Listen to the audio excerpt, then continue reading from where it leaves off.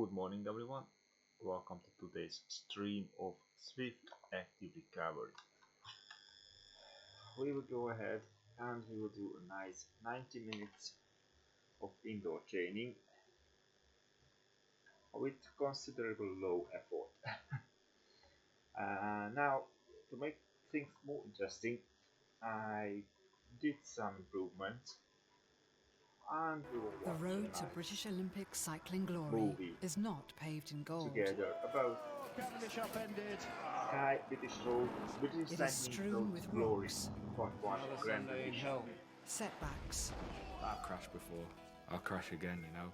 And pain. It's There's no easy days in cycling anymore. It's always a battle against myself. 45 minutes, so it's about highs and lows. Let me know if the voice is not right. Damaged skin, ripped muscles, and dented dreams. Led by ambitious mastermind Dave We'll be here Brailsford. for a while. I hate losing. In 2012, these British riders achieved a cycling first, winning the Tour de France and, just days later, Olympic gold. In British cycling's most amazing year, this is the inside story Today's of their road recovery of tragedy, ride. Enjoy the survival, video. Let me know if you want to and watch triumph. it. With the bigger picture.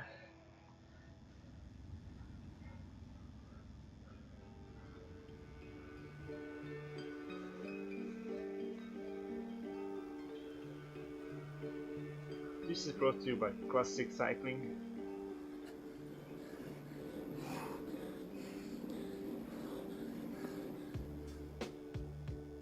Mallorca, January 2012.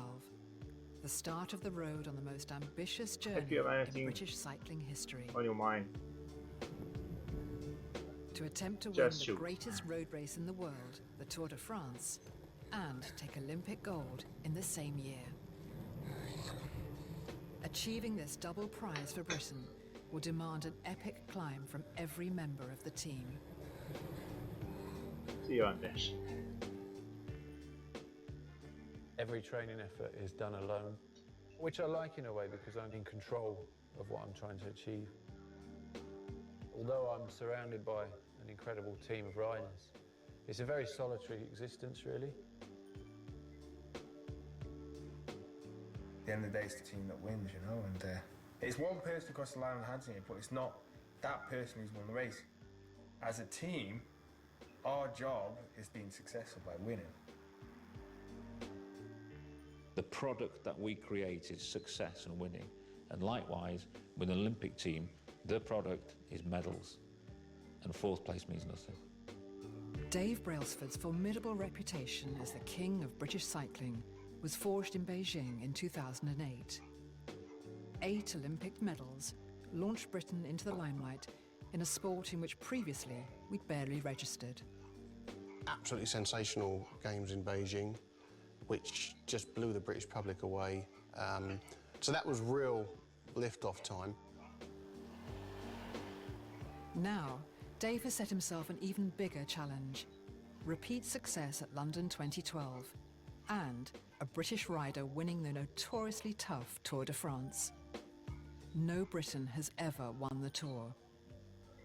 You know, winning the Tour would trump anything. It would trump Beijing. It would be, you know, it would be like 1966 if you were English. One of the things that makes Dave Brailsford get up in the morning is he just loves that kind of stuff, you know. Never been done before. All right, then how do you do it?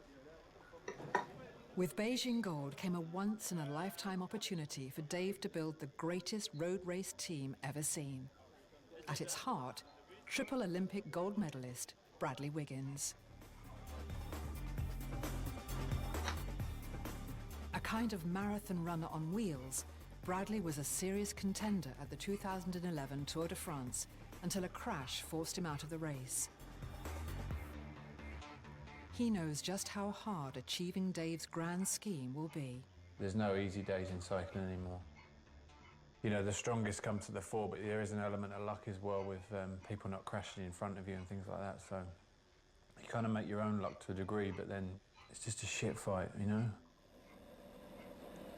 The groundwork for this year's challenge to take the Tour de France and just days later Olympic gold, is put in here on Mallorca's winter roads.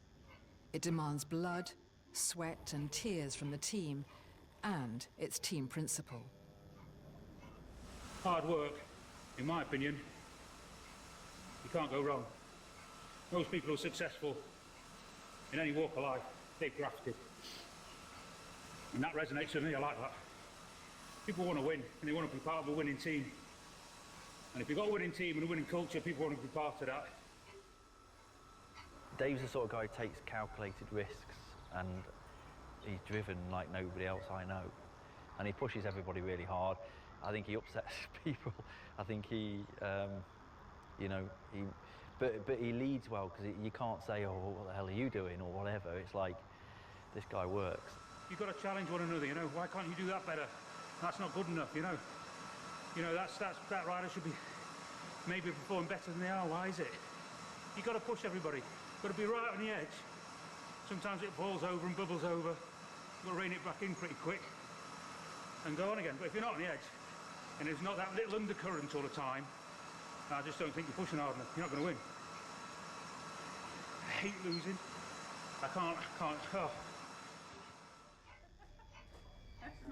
To bolster his team in 2012, alongside Bradley Wiggins, Dave has signed a second biking superstar to his team, world road race champion Mark Cavendish. You all know history, right? Still, it's good to watch something. The equivalent of a star football striker, the fastest man on two wheels. A man who shares with Dave the will to win. You don't want to have a bad year in this jersey, you know, you want to represent it well, so it's given me the motivation to train harder this year, you know. The thing you got to realise about Mark Cavendish is that he's got the balls to set himself these massive goals and then tell everybody about them. So with the Olympics coming up in London, it's a big thing to go and represent a country, you know. It's ambitious, but we can definitely get gold in London on the road race. That's the annoying thing though. I'd be here, going full gas here. Yeah. Then I've got to make the best. Then I have to go full gas on the... Mark's arrival could be unsettling. His old team was entirely built around him. Here, there will be two star riders, something his long-term coach, Rod Ellingworth, knows could be a challenge. Mark's never been with a different team, so it's obviously going to be a change. But I think the difference is, you know, because he's been part of Great Britain cycling, and this is pretty much set up as best it can be around that same structure, that it does feel like home for him a bit. With Mark's arrival, Dave Brailsford's 2012 Dream Team is complete. He has 7 months to finesse his grand plan to make sporting history.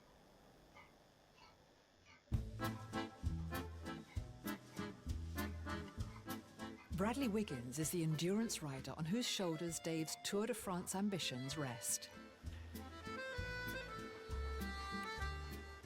After weeks of arduous training to increase his long-haul stamina, March sees Brad's first big test on his road to the Tour, Paris-Nice. For more than 1,100 kilometers, over 8 daily stages, Paris-Nice winds from the French capital to the Mediterranean coast. Physically grueling, it is one of the strongest indicators in the cycling calendar as to who might win the Tour de France. It's a hard race, Paris-Nice. If you can win Paris-Nice, you know, you're starting to look at a very complete rider. There's a lot of doubt in this sport. People doubt themselves and wonder if I'm going to be good enough tomorrow. I wonder what people think of me, you know. I think I used to worry a lot about things like that. In the last sort of year and a half, I think as I'm getting older, I've kind of don't really care what people think anymore. I think that's really healthy. So as your day Bradley going back, leads the race as it enters day 8, the final and shortest stage. Dave Brailsford and his team of backroom boys can only watch and wait. A win here would be the first for a Brit in 45 years. Just short of 10 kilometers long, but punishingly steep, the uphill time trial is Bradley's greatest test, and all that stands between him and the overall title. Good, Burnley. It's good. It's good. Pace it.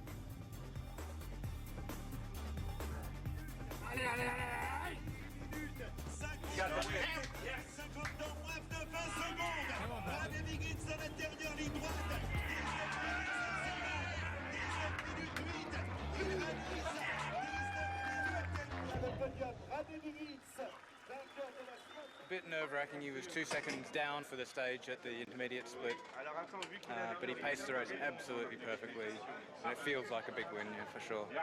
So, job done. Bradley has delivered an outstanding performance. Thank you very much. It's a good omen in his build-up to the Tour de France, now just 4 months away. No speech back today. Yeah, it's relief. It's buggy. Be out at least. Great job riding all week. For Bradley Wiggins, working to the boss's exacting methods, everything is going to plan. But for new star signing Mark Cavendish, the season gets off to a much bumpier start.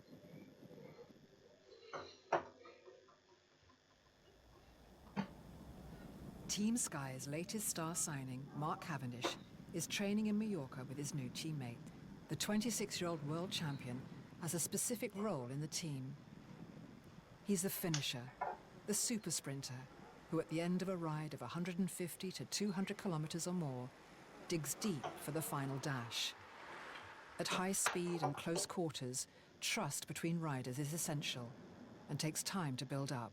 Doesn't matter what sport you do, what job you do, if you change teams, you change companies, it's a new start, it's a new environment, new group of people, new ways to do things, and that was always going to be pretty difficult.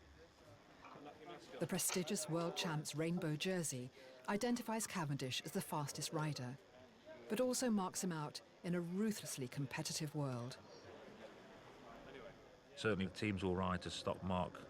And it's like having a target on your back. It's so easy to spot him. Everybody knows where he is, and everybody does everything they can to try and stop him from getting to the actual bit of where he can possibly win. To help him win, Mark needs to bond closely with his teammates.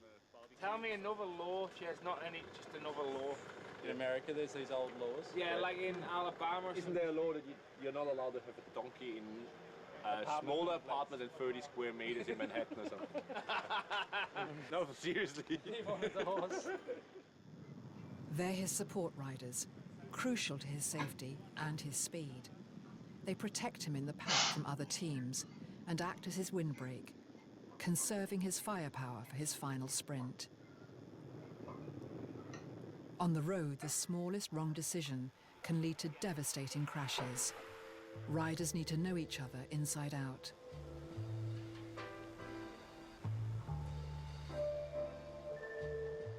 Mark has one familiar face in his main support rider. Friend and roommate, Austrian Bernie Eisel, has come with him to the team. You put your life in people's hands. I think technically you have to trust their ability on a bike. And another, it's about winning. You have to trust that they're going to give you everything they have. Trust that they're going to do their job as best they can, you know.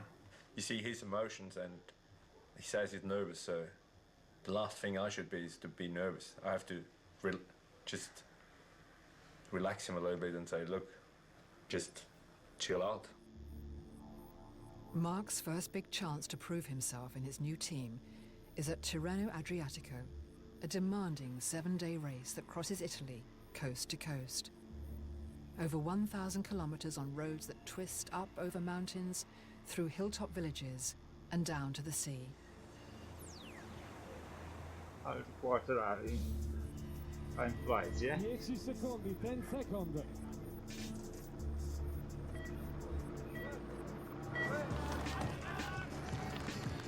Partito Team Sky Pro Cycling, ecco la medaglia. From their car, the sports directors communicate tactics to the team by two-way radio. Bernie, your group is 2 minutes 48 behind the peloton. 2 minutes 48 behind the peloton. The mountain sections here, If you have anything in your almost mind, just shoot 500 in the meters chat. up, are known to I'm be all a ears. challenge for sprinter Mark.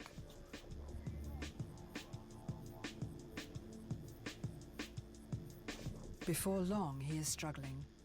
Mark's wingman, Bernie, relays bad news to the team's sports director, Servus Knaven. No, dimmi, tranquillo. No, yeah, watch out. This is too much. Exhausted, Bernie and the world champion drop out of the race. The training regime hasn't built up enough stamina. They say it's enough, Kev and Bernie. They are really empty. It is a crushing blow, and one that comes amid rumours that Mark is not finding it easy to fit into the team. Riders do drop out of races, but it's an embarrassment for a current world champion. The next day, Mark has to grit his teeth and face the cycling press when he least feels like it. For me, it's not about me coming and having a team that rides for me. I want to be part of successful. If you look at it like a football team, our job is just to win as a team. Regardless of how we do that, we have to find the most efficient way to do that. Normally that's with me as the last man, but I just want to be part of something successful, and to be part of this British team, it's a massive appeal to me to be part of that.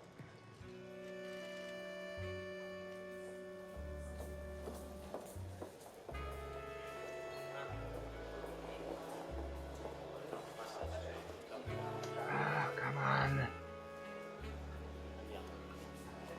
I did push the wrong button. For sure, looking back at Mark's training, we hadn't quite hit the specifics that we needed to do. Come on. Which, you know, I take responsibility for. I think it was, we were relying on the racing to do that.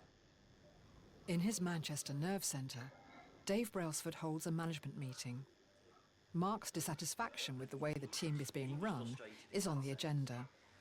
That, I tell you what, he's so frustrated because he's felt that the team has been so good and he's built it up and he's expected so much and it just didn't come together. There's some good reasons why it hasn't quite come together, and he actually complained about us as a management team more than the actual riders. That was his frustration. You've got to be careful not to overanalyze it and keep overanalyzing it and overanalyzing it. You've got to just say, okay, well, you know, you've got to be thinking on the solution side and not on the problem side. Yeah. You can focus so much on the problem. Let's think about, right, okay, what's the way forward? That's where Mark was, you see, at the end. He just couldn't see anything other than the issues, and he couldn't think of any way out of it. Okay, I'll just keep it pedaling for 90 minutes.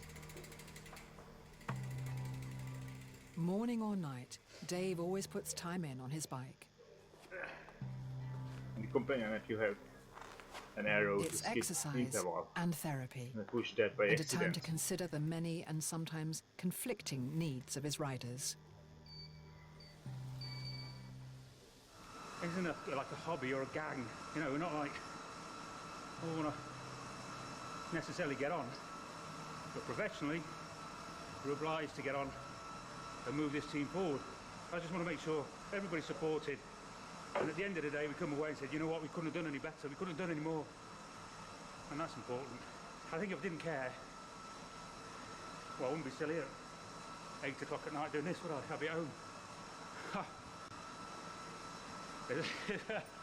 Not much of a way to live your life. There we go.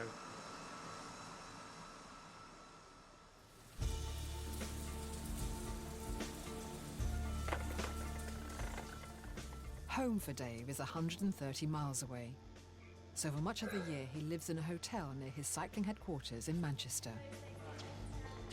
So probably 3 nights a week when I'm in Britain. This is my home, really. This is where I come. It's an easy ride, so I order some food, tomato soup, and a sandwich, which I always think I'll have something different, but I always have the same thing. It's a bit of a sad in that respect. I feel like Alan Partridge in many respects, do you know what I mean? I'm 48, I've got a 7-year-old daughter. That's tough, insofar as the amount of time I spend away.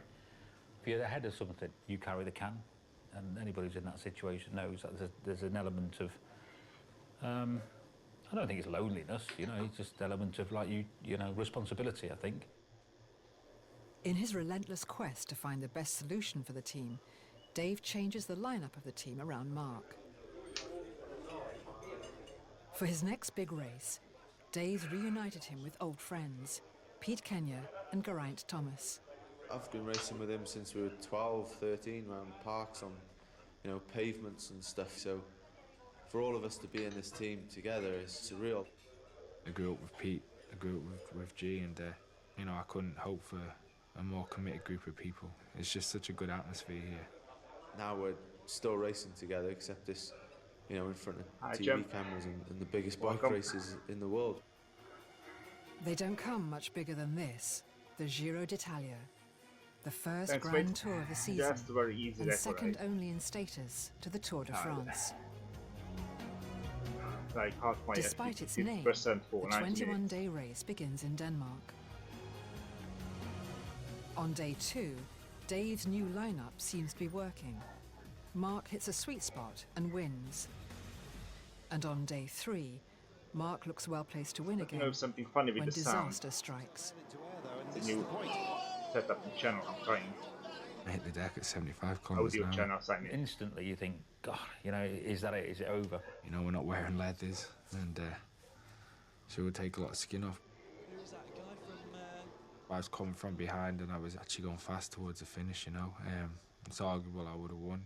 To see your team leader on the floor crashing at that speed, first of all, it's a massive shock. That sort of stuff shouldn't go on in sprint finishes, you know.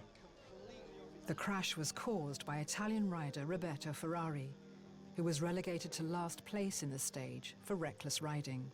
It's just frustrating. It's more an emotional pain, you know, when you got the chance of winning and it's taken away from you.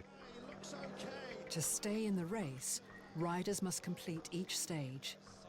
Despite the pain, Mark picks up his bike and carries it over the finish line. You see it in contact sports where a boxer takes a real bad barrage and they still get up and still want to fight. And I think there's that same mentality of just wanting to get back up and get going again. And you see a lot in cycling. It's one thing putting your own life at risk, but to put other people's lives at risk, you know, we're professionals at the end of the day. We all have families, we all want to have a career out of this, you know, and to put people's lives in it is a little bit frustrating, you know. As the race moves on to Italy, with 18 days still to go, it's not clear if Mark will be fit enough to continue. Probably you are right. Probably it's just in Formula 1, like in Formula 1. They have different right for different races, and that's not good. Its consistency will suck. Italy, a nation of cyclists. Italian and French are Italian tours in France. Fanatical. And you're a French rider. Passionate. Global patriotism, also in Italy. World champion Mark Cavendish is a hero here. With a home in Tuscany, I just hope it's not the true. Italians have adopted and him it's just as a one of feeling their of own. ours, and it's not true. But after suffering yeah, a high-speed objectivity crash, suffers. there are fears he might Everywhere. have to pull out of Italy's national race. He'd lost a lot of skin, and I think what people don't realise is that when you lose that amount of skin, it's very, very hard for the guys to sleep at night. The wounds weep and stick to the sheets, and it's just so uncomfortable. And as your body's trying to heal itself and you're sleep deprived, that is racing is hard. That is relentless. super hard. With nearly After the 3,100 kilometres left to race, the resilient world what they champion call is masters determined to level. continue, despite his injuries. Our Even job is to win. amateurs, with You amateurs, can't do it if you can't really Sri Lanka, cope with crashes the or pro can't really level. cope with pain, you know. until the And, pro level. I've crashed before. I'll crash again, you After know. U23, it's relentless. After that, The you don't have Italian to push section of the Giro when you d'Italia don't need. consistently pushes the And to world's see them best to their limits. Riding 200-kilometer stages. To boost Mark's Talking to morale each as he other, prepares to joking. tackle the mountainous course, Yeah, the speed sometimes Dave high, but Brailsford has allowed him some very special visitors. yeah. What's the worst of it for the amateur races? I Everybody became a wants to daddy push it like from the start. 7 weeks ago now.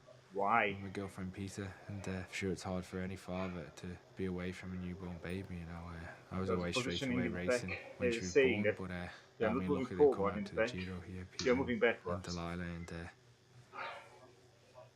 that is so nice. You know, way that if you're not moving forward, you stay. If we all put ourselves in his situation, he's had a bad crash, and then his baby daughter comes out to watch him, I think we'd all be motivated if that was, you know, in that situation. He's motivated anyway, he's a motivated guy. So it doesn't take a lot more to make him, you know, ultra motivated. Despite having hit the ground just 3 days earlier at 75 kilometers per hour, Mark overcomes his injuries to sprint to another victory in stage 5, watched by his family. Yeah, that hurts. The emotion you feel after that, to celebrate that with your family, is incredible. That hurts pretty bad. It was really nice. Obviously, it was her first trip to a race, and he managed to win. He went up on the podium with her and everything. You see your baby, you see your girlfriend, I don't think it's probably not the kind of puts the whole cycling thing into perspective, you know.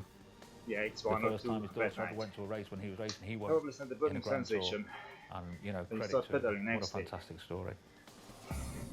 It's a sensation when it starts to sweep. Mark's Giro d'Italia doesn't end here.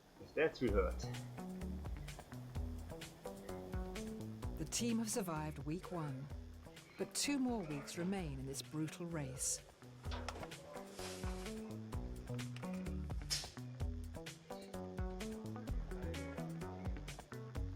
At stage 9, expectant eyes are on 2 Mark years to ago, claim more victories in I his hit the quest deck to on a bad win. road. One of Started Dave's out trusted lieutenants, Rod Ellingworth, small amount of who's skin on also my Mark's shoulder. coach, is following Pushed Mark my with race director ribs and Stephen de collarbone Jong. pretty bad. I didn't realize these. But a big chunk of Constant meat, radio skin and contact with the riders inner refines layer tactics and motivates was the missing team. from my left knee. Still have the scars. Yeah, it's pretty Still good, have the isn't it? purple stamps. And it's a very, very amateur hobbyist. Oh yeah. Could get up. From the team bus, Amateur bus for photo Dave and ride scrutinises every another 10 second of plus the kilometer action. with it. God, Dave, he loves it, doesn't he? I worked for the next couple of days. Use some brain Couldn't cells, sleep. not just I couldn't horsepower. turn in Tell the the bed. guys.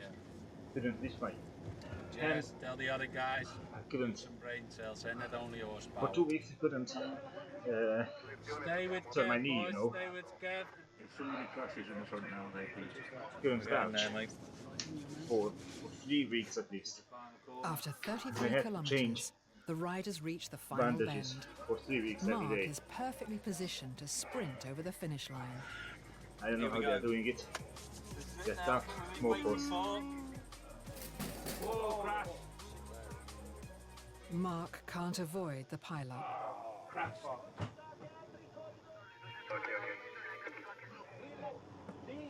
He was caught behind. Can't see it. Amazingly, he's unhurt. He'll be a bit pissed off with that. The crash has once again stolen Mark's chance to win the stage. Right, let's go. Yep. Dave has seen enough and leaves. It can get really tiring when Dave's pushing and pushing and he wants to win all the time. And he wants to win everything, and he, you know, but if he didn't, maybe we wouldn't win as much, you know. By the start of 2012, Dave's relentless ambition has earned Britain 205 medals, produced 33 world champions, and 10 Olympic gold medalists. From BMX riders to mountain bike specialists, track superstars to hardened road racers, Dave's responsibilities are huge for both the Olympic squad and the professional race team. I'm an orchestra conductor, that's what I am. I don't have a particular skill, I haven't got IT, I'm not the IT guy, the marketing guy, or the this, or the DS, or anything else. I'm just trying to conduct this little orchestra of people that we've chosen to do the job. Dave's single-minded determination challenges the way everything is done. We don't want to just fall into the way everybody else has done things over the years. We want to do this differently. It's this uncompromising approach that in Italy has Rod up at 4 in the morning. Following Mark's recent crashes in the Giro, Dave wants to leave nothing to chance. He's asked Rod to make a video preview of today's route, paying close attention to the final corner. We'll just go into Montecatini where the stage finishes and then film the final 2Ks, because most lads know this running, but it is just the final sort of 2 or 3 corners in the last kilometre really, which is quite key. We need to get it all done and downloaded onto the computer and then sent off before 9:30.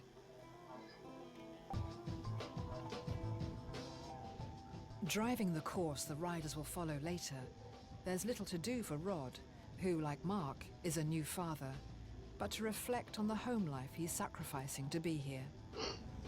You know, you sort of got 3 hours between feeds. Check my it Just feels like you're flat so out. much funny now. Right, she starts feeding, Woke and up then at from that 3 start a.m. time, it's 3 hours. calling me to blink him out. His mother. Before you know it, it's like... I'm very sleepy. He just fell asleep for half an hour. With some 250 kilometres under their belt, they reach the final part of the route, with the all-important final corner. That's it then. He rested and the data supports I'm resting. If the riders get that right, Mark should win. The film is edited and streamed to the team bus for the riders to analyse. Where they're there? 4 o'clock in the morning. Yeah. It's crucial they take the right line on the last corner and at the right speed. Just try to keep it as smooth as possible, not accelerations.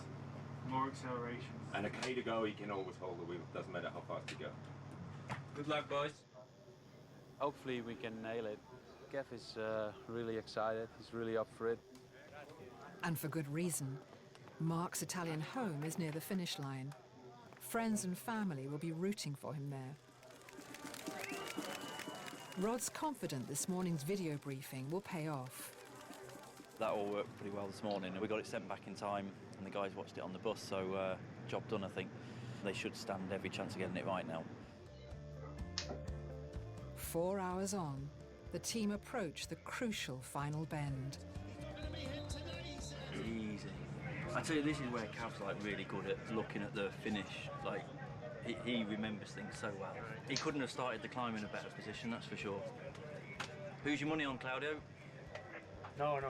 Come on, Ian. Come on, G. Come on, Pete. Come on, Mark. It's all the British lads, love. Great, innit? Wait.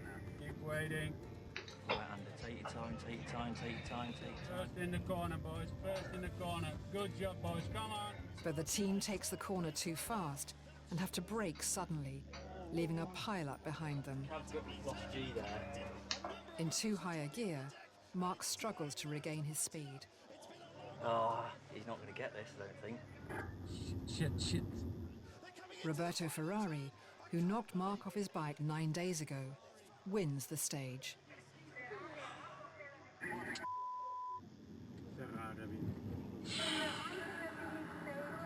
What happened was that you could see Cav was actually trying to carry more speed, so he was in a gear which was too big. So basically, he was like, instead of being in second gear coming out that corner in his car, he was in fourth gear.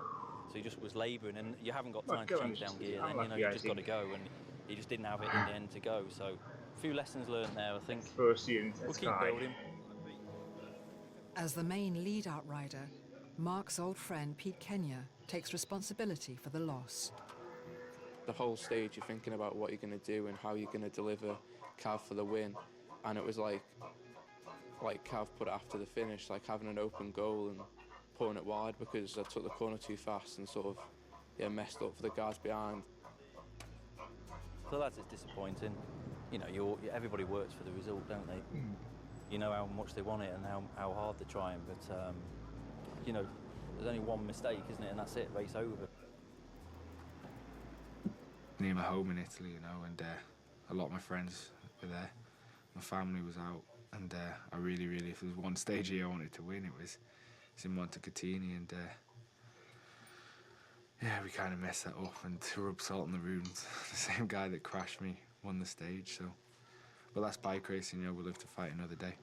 With 2,600 kilometres still to go, Brailsford's boys have to shrug off their disappointment if they are to get the race back on track.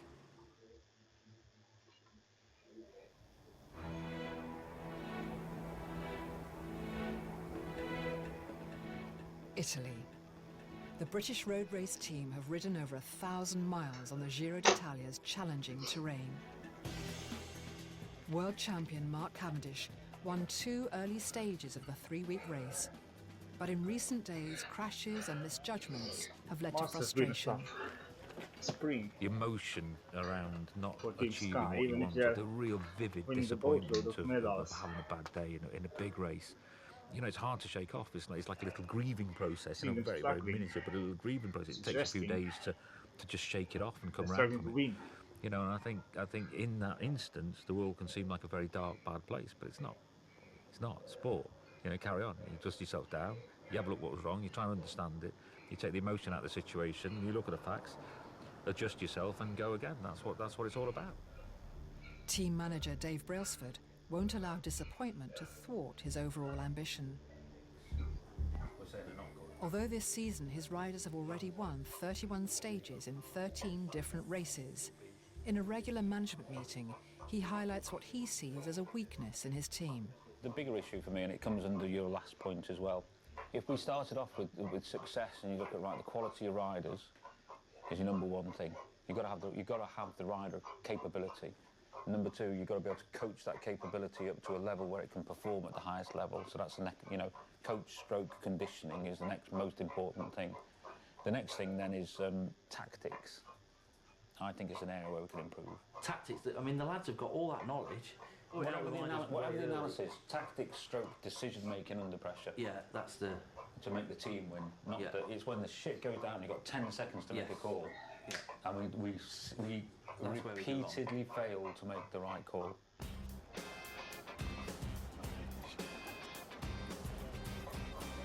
Back and touch. Yeah, there. For Bradley Wiggins, plenty of things are going right. Dave's squad fields several teams simultaneously, and Bradley's season has seen a succession of strong wins. Sorry for a creaky noise. The hinges on my knee over. As poster boy for British cycling, when he's not racing, he's much in demand for personal appearances and fashion shoots. However irritating he finds it. Well, it looks very British. Today hasn't been too bad actually. Normally it's the bit I despise is the wrong word, but I've sort of become to accept the last couple of years that this is sort of comes with the territory now and the level that the sport is at. A bit of a thinker or some kind of, yeah, a bit like.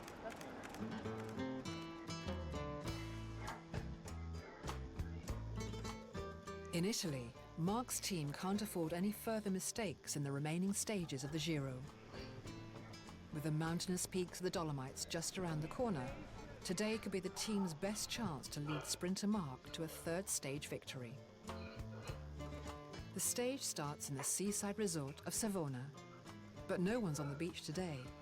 Italians are mad on cycling. Sports director Stephen de Jong talks the team through the 121-kilometre route. And then just before we hit the town, I think it's important on those 2 climbs, stick with Kev again, like we did the other day. In the suit reminded me to Graham Chapman from Monty Python for some reason. This is the first climb. Oh my god. First picture is that one, right? Oh my god. Each rider must picture every climb, descent and turn. On the bus, message and music combine to motivate the team.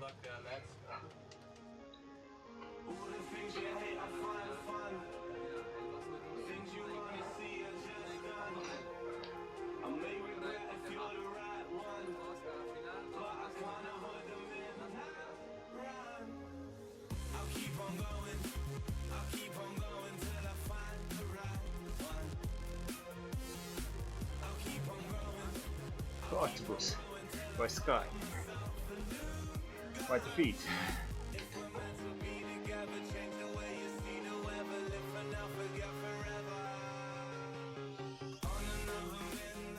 The race is still in its infancy when Stephen gets a call. On YouTube.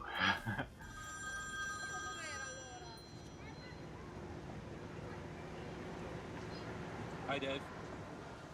The mastermind behind the team has been described as a control freak. Very first season, I was like, God, I've got to be there all the time. which is more about me than it was about the need to be there, to be honest. Just started here. And it's got to the point now where I'm feeling a lot more comfortable that the team is performing at a high level. I think it's just, we have to see what happens with Mark. We're just maturing as a team, I think. You want the carrot as well?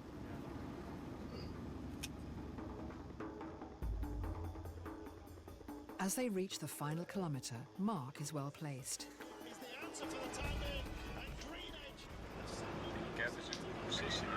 Almost halfway did the 90 minutes recovery.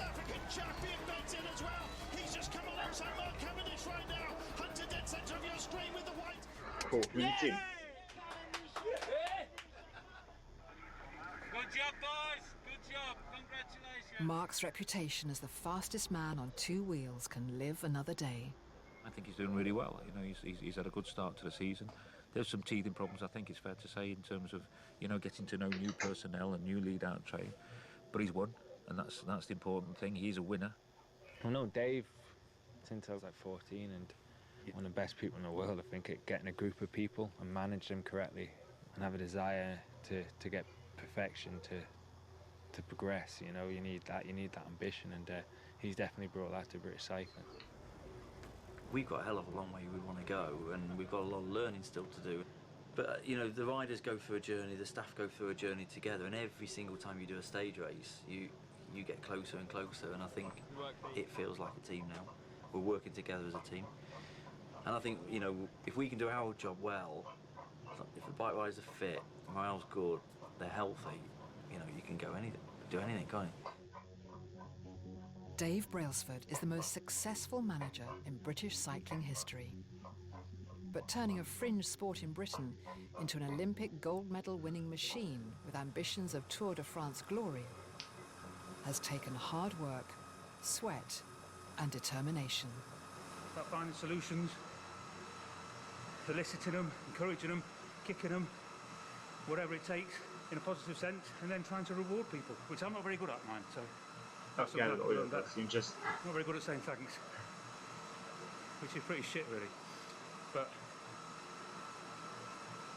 I'm not that bothered about people saying thanks to me, and so I think that's maybe a weakness I should address. So thanks, everybody.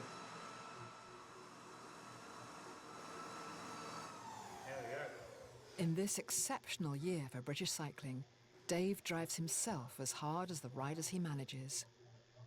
79.3.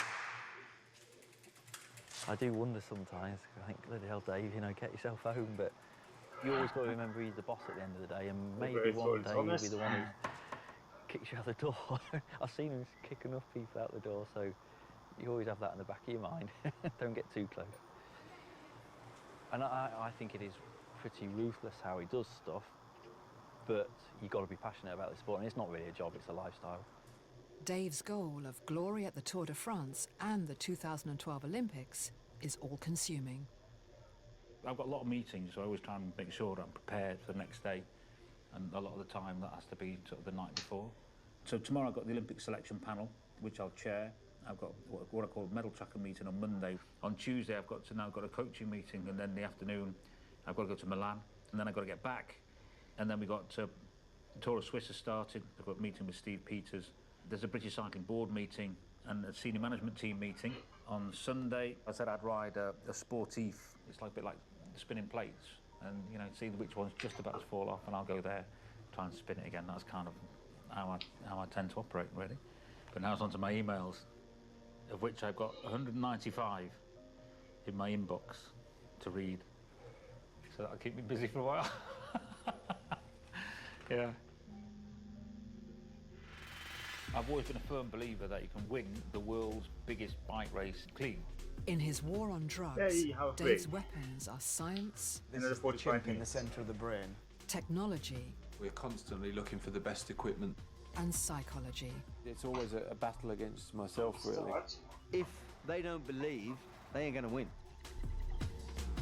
Nice spot, don't feel great.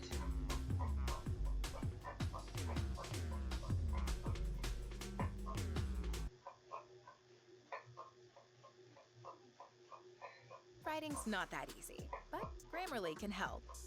This sentence is grammatically correct. The road to British Olympic cycling glory is not paved in gold. Cavendish upended. It is strewn with rocks.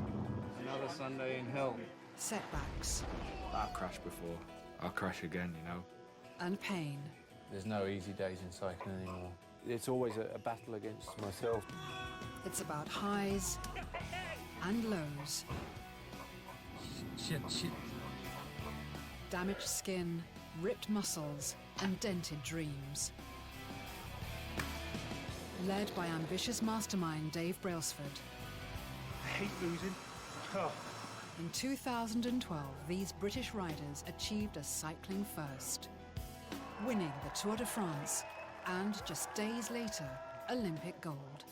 In British cycling's most amazing year, this is the inside story of their road of tragedy, survival, and triumph.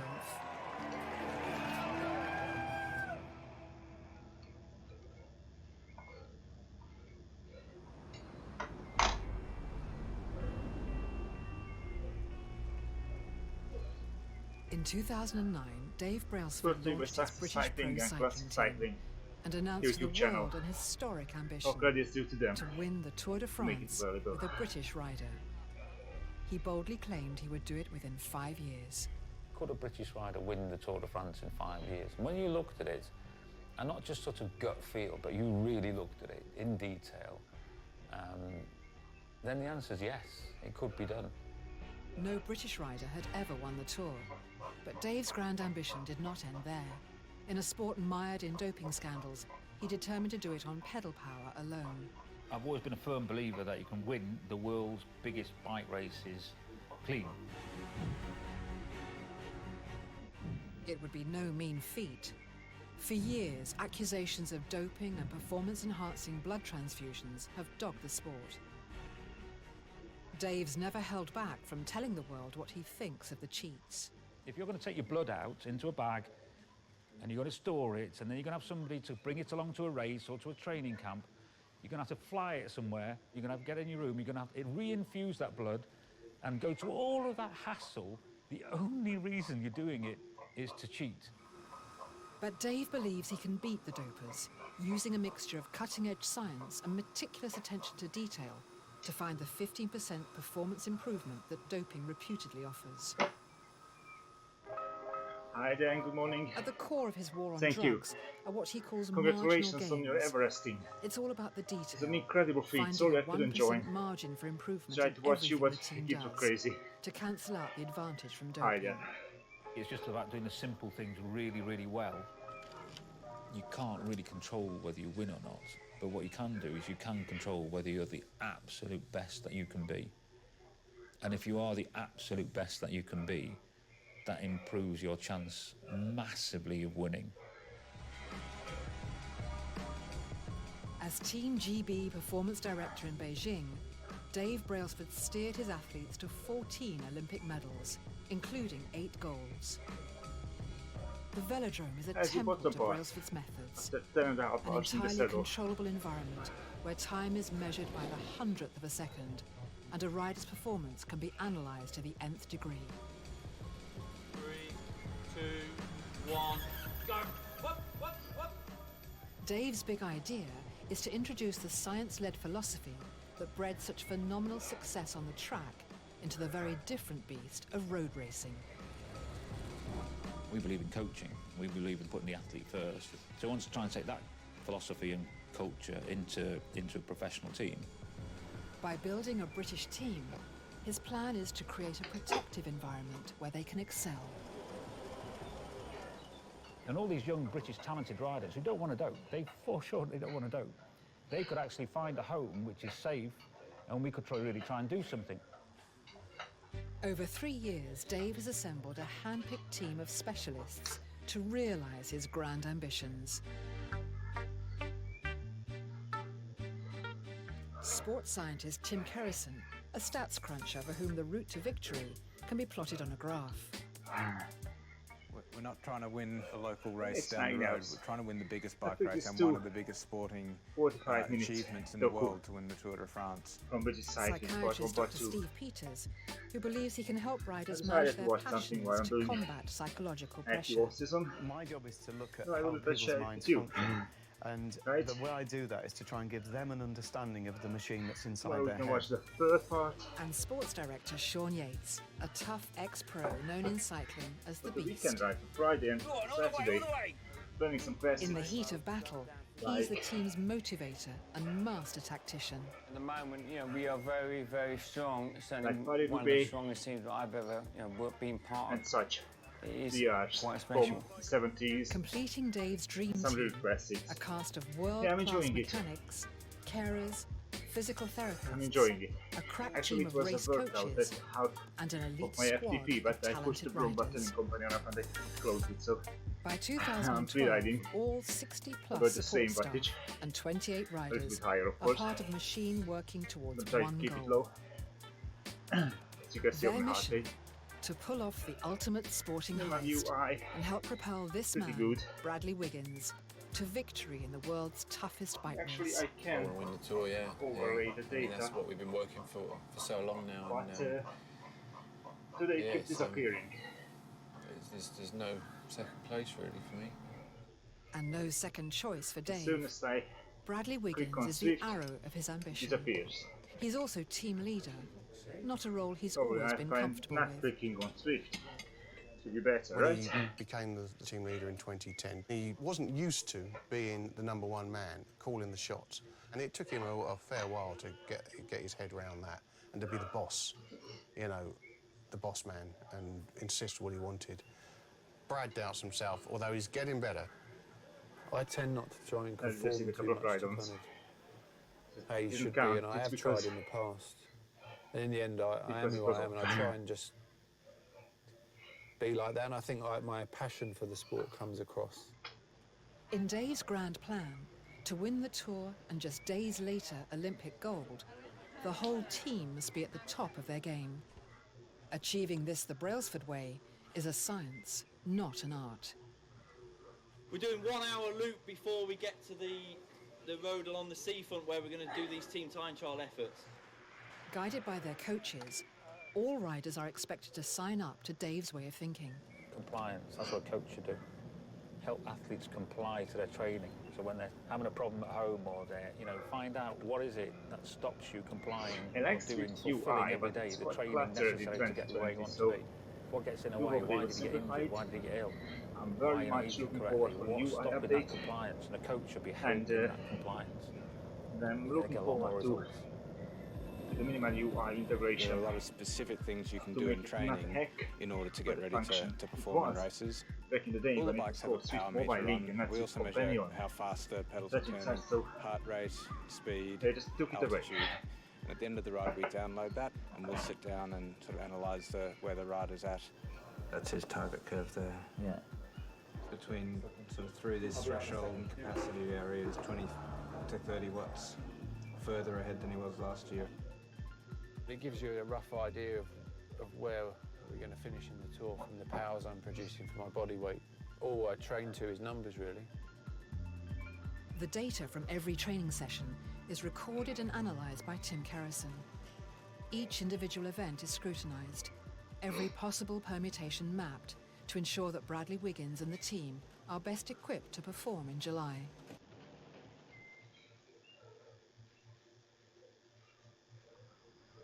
In 2010, when the team first attempted the Tour de France, Bradley struggled at altitude. For the team to win in 2012, they need to conquer the mountains. The riders have to be very fit and they're well conditioned. They have to be able to climb, they have to be able to perform at altitude, and they have to be able to perform in the heat. You have to be ready to race. You have to be fit enough to race, and therefore let's unpick that and make sure we get that. We're good at that. Breathing Now the does not server's come changed easy in the thin, birds, dry so air at the top of a New York is mountain. not offered today. As part of his It's in program of 50 minutes. marginal gains, Dave I has think flown a that's select the group last of video. riders to Tenerife to train at high altitude on the isolated slopes of a dormant volcano. Yeah. We're here basically to Is it 2020, train our 2012 climatized or to 2013? altitude. Almost It still was in the something I background, really yeah. struggled with in 2010, and we came here last year for the Preparing first to give time. some It seemed to have an instant response when I serious went thoughts open to AM. Bradley Wiggins. That's it. Ever since we've been coming back. Altitude training And it was only enhances 8 the years body's ago. ability to utilize oxygen and can produce increases in speed, strength, endurance, and recovery. When the guys first come up here, there's quite a significant, up to about 15 to 20% decrease in their aerobic capacity. Basically, your whole body's working harder at altitude, so that when you go back down to sea level afterwards, it almost feels like you're just riding without breathing.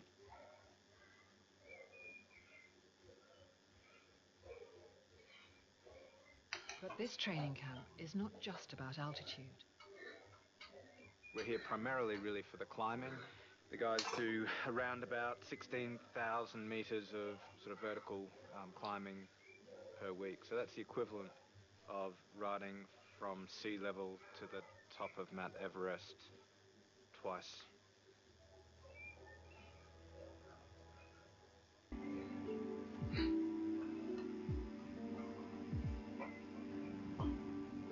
Cycling maestro Dave Brailsford's mantra is marginal gains. It's a philosophy designed to wrestle increased performance from every cog, wheel, and muscle of man and machine. As part of his mission to mastermind the first British victory at the Tour de France, he sent team leader Bradley Wiggins and senior support rider Chris Froome to Tenerife to train at altitude in the shadow of Europe's highest volcano. Today it's our last sort of quality Yeah, day before we go home. We're going to have quite a big testing day, so we're going to basically empty the tank today, and it's like going to a race really.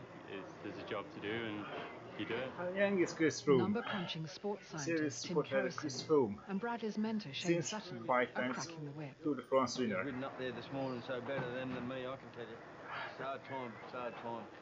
It'll be about 4 hours riding, I suppose, but full gas effort, maximum, all the way up to the top. In such a massive year for the team, there are concerns about Bradley's state of mind.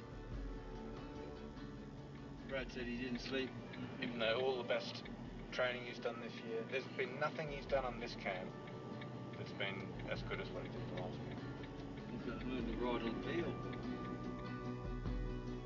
It's not just the riders' bodies that are being tested here. Your mind is naturally saying, stop, stop, stop, this is hurting. You want to breathe normally again. You want your legs to not be aching, your back not to be aching. But somehow you've got to find a reason to keep pushing on. And that's why I think so many people say cycling is all up in the head. You can have all the physical aspects of being the best in the world on a bike, but if you haven't got it upstairs, then you haven't got it really. It is one of the demands of the tour. You have to race at altitude. You have to be in the red like they were today. They're 2,000 meters in the red, full gas. So, they're training for what you call the demands of the event. But ultimately, it still goes down to one key element. If Bradley Wiggins, Chris Froome, if they don't believe in what they're doing, they ain't going to win.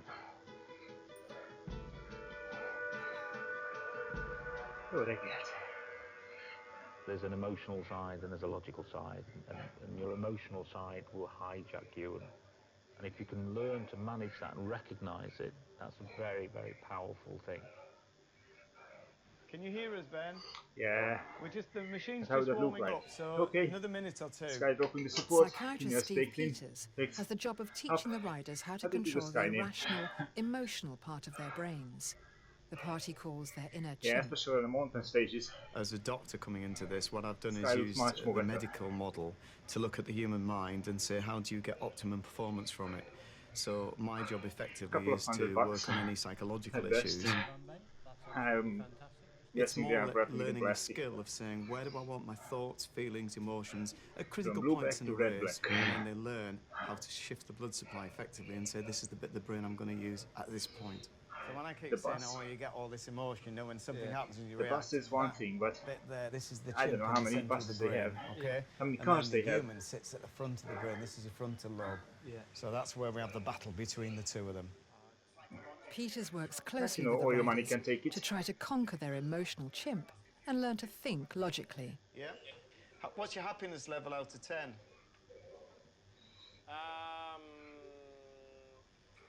Probably about 8.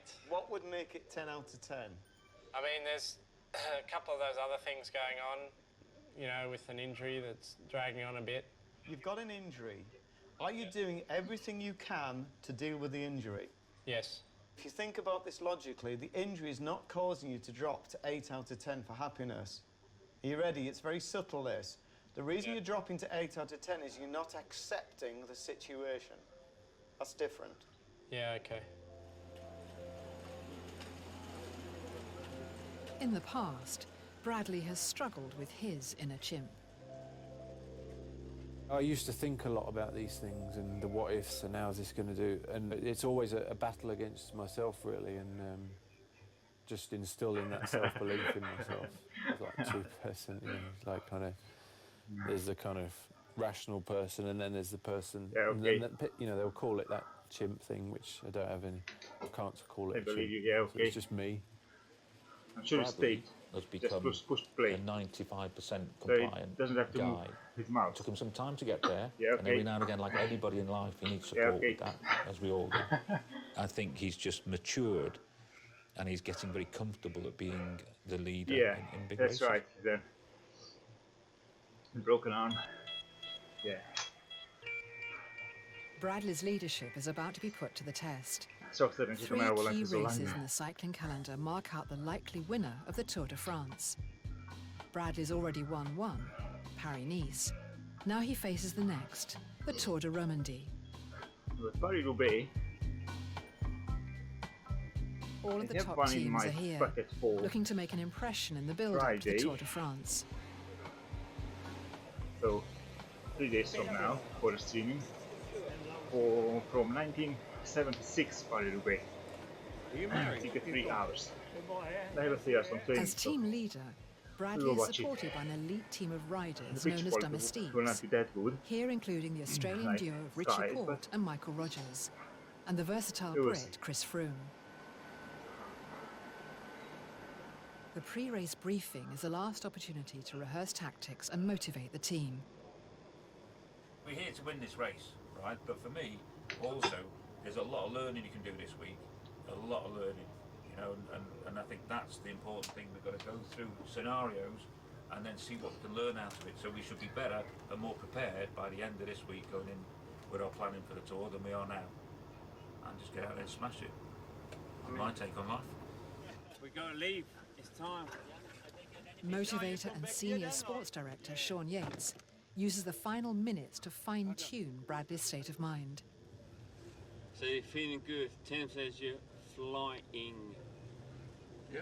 Just don't take any chances. We've got a strong team here. It's not that long, and we just take the race on. And like I said, the plan, you know, we're leading towards. Now's the real build-up. Now it's within sight, isn't it? You know. And it is, but you know, for 4 days of concentration, I can win this. We dominate the race. We take it on. Today's stage starts on the banks of Lake Geneva, travelling 185 kilometres to La Chaux-de-Fonds, nestled in the Swiss mountains. It's expected to end in a bunch sprint, an often chaotic and closely contested finish to a race, suited to explosive, fast riders. In his career, Bradley has never won a bunch sprint. It's like ice. From the team car, Sean can communicate with the riders over two-way radio. Hit cobbles on the road. I try to be really careful and go straight. Great job, don't Danny. turn bike, don't tilt the bike. To win the Tour de don't France, turn the bar. Bradley and his team need Very much incredible afraid. I have all-round abilities nightmare to of pace thoughts themselves in about time cobbles. trials you know, climb the most on challenging 4, of mountains, you hit your and elbow battle in bunch or the sprints knee like the one they face and today. shatters. Yeah, no. Head and Great right cobblers. and follow. Wow. Bradley's mental strength is tested almost immediately by a mechanical failure.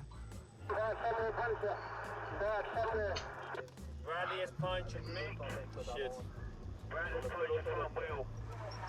Crevaison, crevaison. It would appear to be a problem for Bradley Wiggins at this point. You don't want to get caught out here, Graham, because once they start motoring at the front, or if they start motoring at the front, it'll be a long chase back here. Bradley's had a puncture with 20 kilometres to go.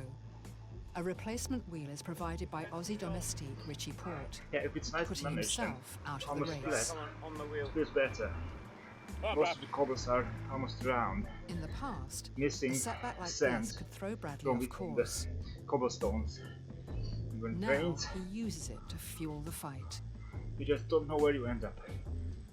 And there's Rogers and there's Wiggins. Look, they've made each other. They've worked hard to get back up towards this. That was a bit of a desperate chase.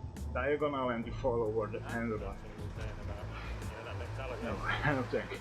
Despite the puncture, Bradley fights his way back through the field to regain contact with the race leaders. A lot of looking around going on here. And Wiggins straight on the wheel there. Maybe Wiggins wishes to assert some authority here. Good job, Brad. Good job. 2 kilometers still to go. And Rabobank pushing along. That's Bradley in third position. Coming into the final kilometer. And the sprinters in the line looks like Van Garderen on the just behind. Wiggins is going to go for this one. Yeah, he's going for it. Go on, Bradley. Wiggins is trying to lead this one out and win a sprint in the Tour of Roman. And at the moment he's got it, and he's done it as well. I think that too.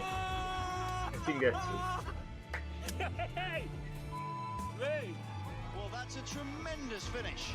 Bradley wins the sprint. 80 guys, he wins the sprint. Not often you see Wiggins win from a sprint. He's enjoying that. that. That was a nice win for Wiggins. In the British Champions jersey, takes the sprint. Yeah, couple close. And good for professionals. I can't believe Brad won that. You know, it's like, I don't know, it's like divorce. You wouldn't expect to see Brad win a sprint finish like that. Avoid It them. just goes to show that some of the areas he's been working really hard on in training for amateurs are paying off. I wouldn't do it in a race. I mean, if there's a The nice thing is to think, you know, if you're one of the other teams and you're watching that, you're thinking, is there anything the bloke can't do? Probably I would track take rider. it. And then all of a sudden he started putting himself in road riding, and then all of a sudden he starts becoming a climber, then he's a GC rider, and now he's a sprinter. I'm not this big in the race with cobblestones. In a master. Winning his first bunch sprint is proof that Wiggins is starting to believe. I get really angry during the stage, so that really spurs me on. I kind of thrive off it and feed off of it. So there's a lot of adrenaline pumping in the final, especially after that puncture. So that was good. It's a good day, you know. Topped off by this shithole that we're staying in. So. Bradley won the Tour de Romandie, but on the road to glory, there are far bigger challenges ahead. That is funny. Graham Chapman, when young, I tell you. Back to The grueling 70s demands of the professional Britain. road race require riders to be both physically fit and mentally strong. Winter training boot camps in Mallorca and Tenerife are designed to boost fitness, while psychological fine-tuning takes care of a rider's emotional chimp. Bradley's going to just tag along for the first part and then peel off, and also Richard and... But a man is nothing without his machine.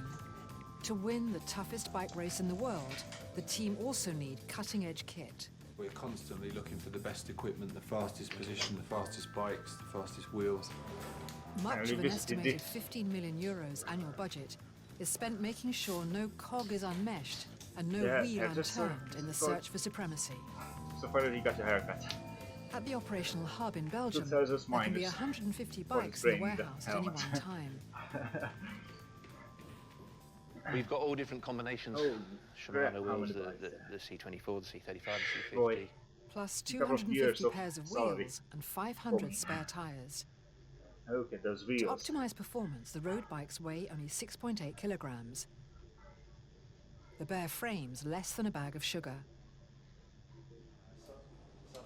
As well as 8 mechanics, the travelling circus that is Team Sky includes carers, 4 doctors, 2 physios, a resident chef, and a permanent bus driver. I'm trying to grow my hair, and each has a role to play in the pursuit of the ringmaster's really marginal awful gains. 4 weeks. Let's really identify the simple things, and not only do them well, let's do them better than anybody else, and then make that the norm, automatically day in, day out. All those people off the bike and around us are working constantly to see where we can make other gains, because cycling has changed a lot in the last couple of years, and everyone's looking to other areas now where they can make these gains. Rasta in the meantime. Right now, the staff are preparing for the penultimate piece of the competitive jigsaw before the Tour de France, the Criterium du Dauphiné. The Dauphiné is the second biggest race in France. It's run by ASO, who are the organisers of the Tour de France. And in my opinion, there's only the Grand Tours, Spain, Italy, and the Tour de France that are bigger. So it is a big event. 15 support staff are working at the Dauphiné. Their single goal, to make sure the riders have no other concern than riding their bikes. If any of them aren't doing their jobs properly, it directly affects us. The bus driver, for example, if he gets lost getting to the finish one day, it means it's just a longer time for us to wait to start recovering for the next stage. That bus driver today is Chris Slark. Go left on the roundabout, second exit. He's helped me out of a lot of situations. He's also stitched me up a few times, but... Officially dubbed a performance vehicle, Slark's Kingdom is a space-age, pimped-up coach designed and refined for optimum rider performance. If you look at the bus as an empty box, what would you put in that space that when the riders get on that bus from the end of the race to get back to the hotel, how can they be better recovered and get a competitive advantage over the opposition? Action. It's not just a means of getting elite athletes from make A to B. It's a sanctuary, a restroom, a mobile behind HQ. the table. How do you think about the seats were, I believe, over £1,000 each. They are super comfortable. They recline, and the footrest comes out as well. If they want a little snooze. Most of the time they play music on the bus. We get everything from schoolgirl disco to wacky way out stuff from Michael Barry and Christian Kanice with his dark rap and you get it all on here. You get it all. We've got the odd mood lighting up here. That wasn't just a bling idea. Apparently Steve Peters said that it does have some positive benefits, so it wasn't put on there to be flash. In the back we've got like a little office area, and then if you want a bit of privacy, you just press the button and it frosts it out. Dave Brailsford's bollocking room. This is all for a reason, you know. It is all for marginal gains. It's to put the riders' heads in the right place. I mean, if they get off the bus and they're chilled and relaxed, and you know, then I've done my job, haven't I? So that's really what it's all about, is getting them recovered as quickly as possible. Today is stage 4 of the Dauphiné, a 53.5-kilometre individual time trial. A cyclist races alone against the clock. Our TT is always very stressful. Always. I've never done a TT where we haven't had stress. Kilometre 10, you go over that bridge over the railway line, and 200 metres after, you've got the sharp right there. And Pacing, control, and mental strength are paramount. It's here that all of the training, physical and psychological, will come to the fore. Pace yourself. At least you've got like a tailwind start, which will help you along your way. So yeah, good luck. Hey, only 30 minutes left. Not bad that I have an easy training today. I have Before a company they set training off, each rider warms up for 30 minutes on a static bike. It's essential to prepare the body, but also to tame the chimp. Online to them, just trying to get educating into them my on own little world, really. You always get like a voice in the back of your head that sort of says, "Oh, you're going to be alright today," or something. So I very swear interesting it topic a lot indeed, and but tell it the general population just don't care. I really have a go at myself. Grab that over again. And but that's just something I've devised that works for me, you know.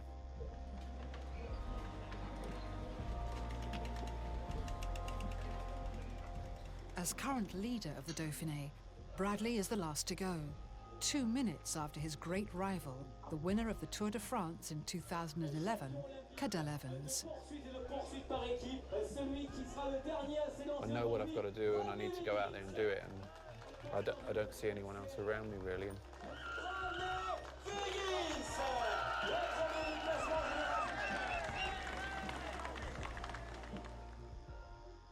While Wiggins is racing in the time trial, the support staff have a race all of their own.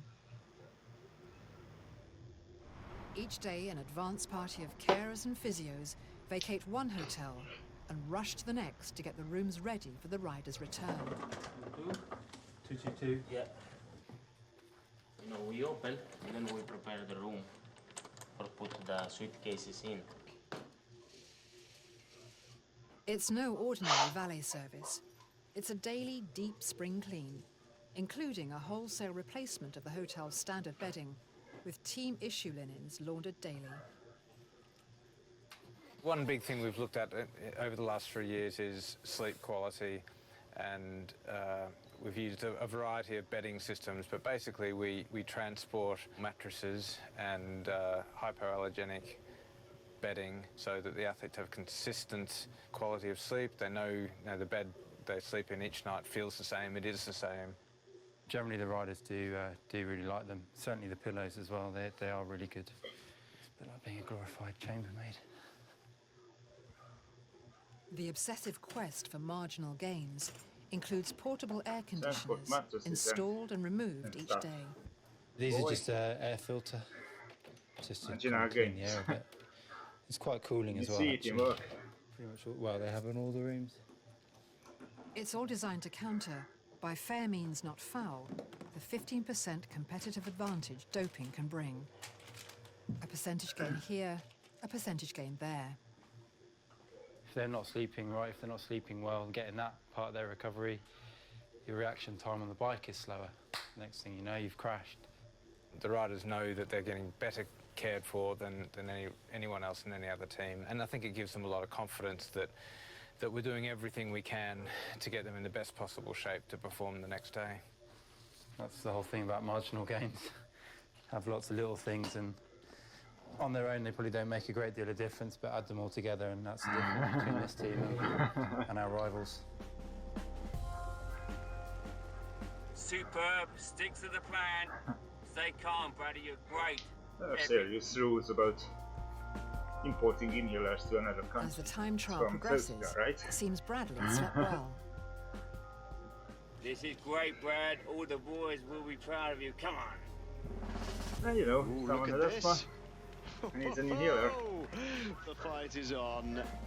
At the second time check, he's gaining on Evans, even though the Australian started 2 minutes before him.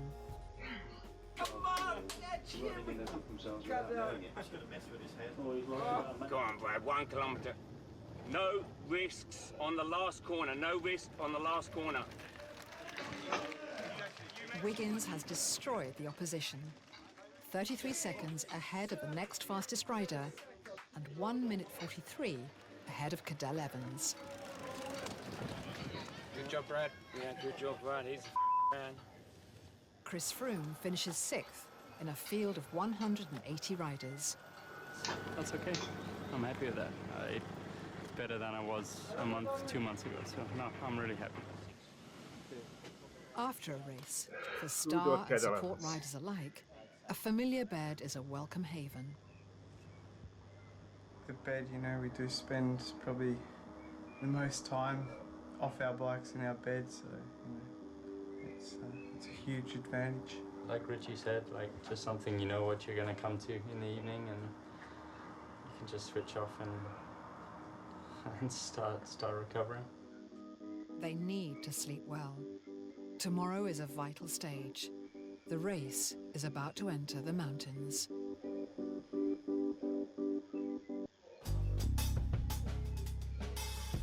It's said that the Tour de France is won or lost in the mountains. Today's stage of the Dauphiné will go some way to prepare the team for the steep challenges ahead. It's the Queen stage, the hardest of the race, an epic 167-kilometre slog into the Alps, finishing in the ski resort of Morzine. It will be hard, no doubt about it, but in reality, the harder the better for us. 6 grueling ascents, the last a brutal 1,700 metres high. Altitude training will be tested here, along with the disruptive antics of the inner chimp. If you take climbing a mountain, it's a common scenario, and you know it's going to hurt. You must therefore have natural fears that I won't be able to last the course. These are absolutely natural thoughts. You expect them to appear. Now, clearly, if you've got a rider who's got the ability to say, this is nonsense, I don't need to engage with any of this, and I actually won't engage and starts moving up the hill, then they'll be at an advantage to someone who deals with these thoughts and is arguing with themselves and then makes probably a very emotional judgment as to what they need to do. As well as self-belief, climbing the mountains takes fuel. The team have their own resident chef, Soren. With each new day, he commandeers a new hotel kitchen. His menus, like everything else, are carefully designed for marginal gain. I have never ever served ice cream for the riders. My job is not to serve, excuse me, shitty food. Having Soren there constantly, you know, that's one area you can make a gain. We know where the food's come from. There's no chance of any contamination or getting food poisoning or anything because that just ensures that we have the quality food. A lot of the things is also about how the food is working in the body to save the body from using more energy. If we can minimize the loss of energy for the riders so they are more fresh during competition, that's maybe, yeah, the difference between being up there and not being up there. During the road race, riders burn off around 7,000 calories a day, nearly 3 times as much as a normal adult male. It's Soren's job to make sure they're refueled. Every last calorie is counted and intake calibrated. Early this morning, Chef Soren handmade the rice cakes that are packaged by the carers and handed out en route. This is rice with Philadelphia light cheese and sugar and cinnamon. Today, the riders will spend a punishing 5 hours in the saddle. Bradley is defending the leader's yellow jersey from his rivals, including last year's Tour winner, Cadel Evans. It's a pivotal stage, not only in the race, but the build-up to the Tour de France. Today is not just about Bradley. All of his support riders, his domestiques, will have to dig deep to get their leader over the mountain. I like those dresses. Every calorie counted, every pillow plumped, every training mile recorded, every chimp confronted. It's here, on the road, that the Brailsford method is put to the test. And these guys are going to have the work cut out today. Sky are all on the front of the peloton. Team Sky want to win the Tour de France. That's what they've set out to do when they first formed. And this is the best opportunity, and the performance they're doing today is ranked up with any performance I've seen since I've been watching cycling.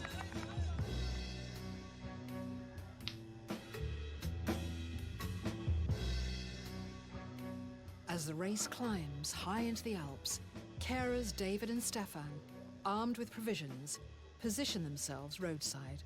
What do we have? We have rain jacket inside, then we have a couple of bars and a couple of gels and a bottle of minerals and sugars.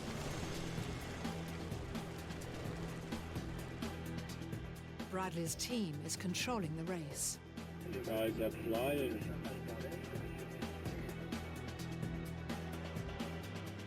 There's guys all over the place up here. Evans looks as though he's feeling the pressure a little bit.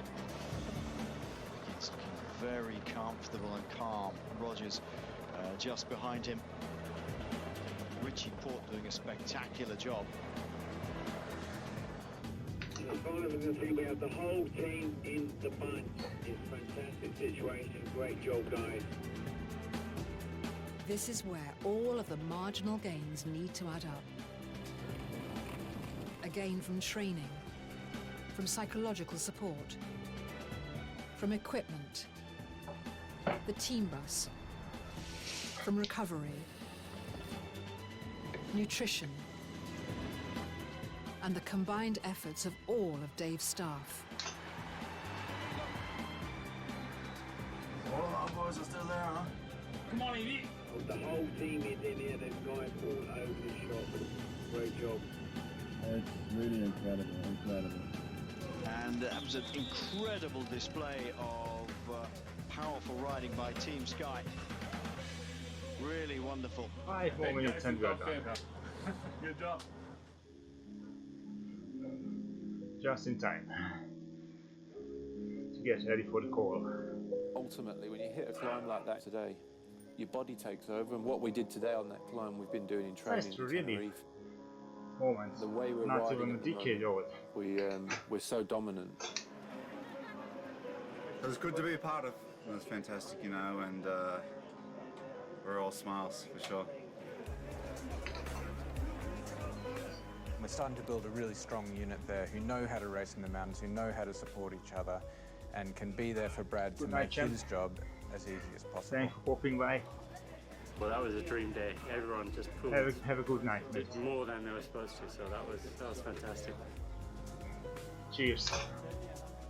The strength, the depth that the team showed. I mean, every time you heard on the radio that there was another big name getting shelled out the back, it just makes you want to go faster. The following day, the team sealed the deal. Thanks. For the second year running, Bradley won the Criterium du Dauphiné. As the only rider ever to win Paris-Nice, Tour de Romandie and the Dauphiné in the same season, it's an historic hat-trick, and one that bodes well for the fight to come. I think he's the best he's ever been, both mentally and physically, so it's all looking good, really. If Brad continues the way he has done this week, then he will go into the Tour as the hot favourite. There's a very different Bradley who really believed in Shower what he at the was doing, medals. didn't put a foot wrong. He seems to become a lot more assured in himself about how to operate at the highest level. Shower at the medals. Into the buses. What the team has done for me this season in winning these races is it's given me a cleaner run to the Tour mentally. Bradley's now one of the favourites for the Tour de France. 1 more kilometre. But the team need all the help they can And get just drop to stave off the competition. As hard as we're working on the bike and off the bike to perform to the absolute maximum, everyone around us is doing the same thing. The wins and everything we're doing out on the road is just inspiring everyone else around us, so I think now it's better than ever it has been, and within a team like this, I don't think you could ask to be in a better team. Bradley's next prize is the big one, the most prestigious road race of all, the Tour de France.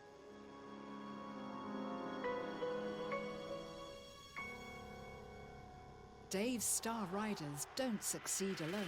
Without them, I would be incapable of winning something like the Tour de France. And we're going to the Tour with the best team, yes. So we continue Fearless, with selfless tomorrow. Iron Men are For the essential for weekend, their we victory. were talking some what school racing. They're absolutely fundamental to the whole sport. And I think the engine room of the team. 70s, 80s. Tempered in the toughest of races. Another Sunday in hell.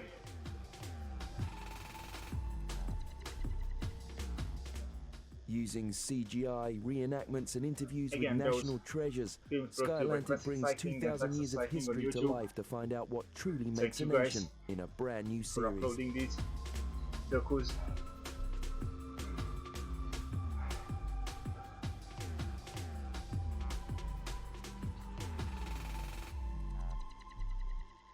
Okay. Here we go. And I just tap it here. There you go. So, as you can see, 43 km, 90 minutes. That was the deal, yeah, for today. I don't know what was my average. I don't know what was my average.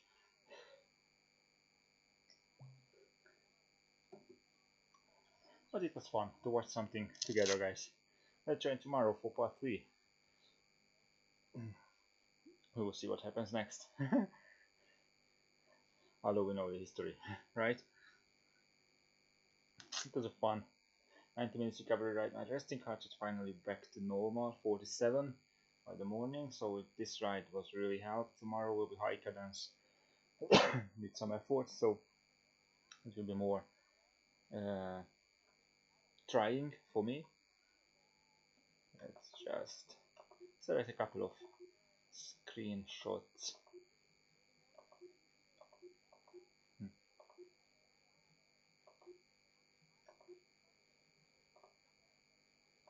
Okay, that's not better.